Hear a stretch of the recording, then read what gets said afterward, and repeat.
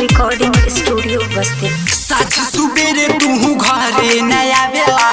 लगे तू करह दिन भर बितावेला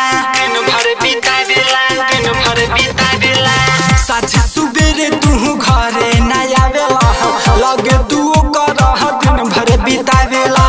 कैले बिया कवन जादू बतावना साटीला रच हमरा फिरी नया खटिया बिछा के वह चौपहरी बितवा साटीला राजा हमरा भीरी नया खटिया बिछा के वह चौपहरी बितवा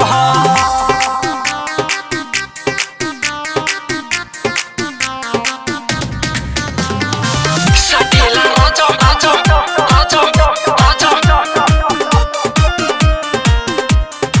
साटीला राजा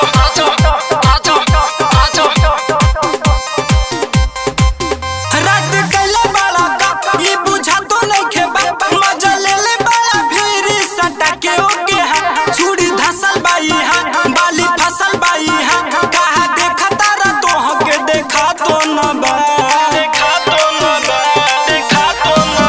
देही में है तनिको चिंता न बा घर में हराई कैसे बिया रोजे रोजे रात ऐसे बितैबा कहा साटीला राजा हमरा भीरी नया खटिया ले जाके वही चौपहरी बितवा साटीला राजा हमरा भीरी नया खटिया ले जाके वही चौपहरी बितवा साटीला राजा साटीला राजा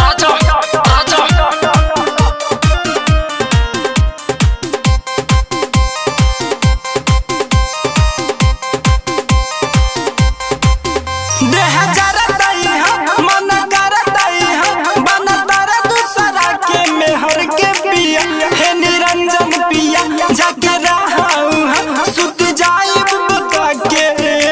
दिया नीरज सुमित के देखे के बुझता नि तू बिगड़ता रे आवेदा सुमित से काहे में जरूर हो साटीला राजा हमरा भीरी नया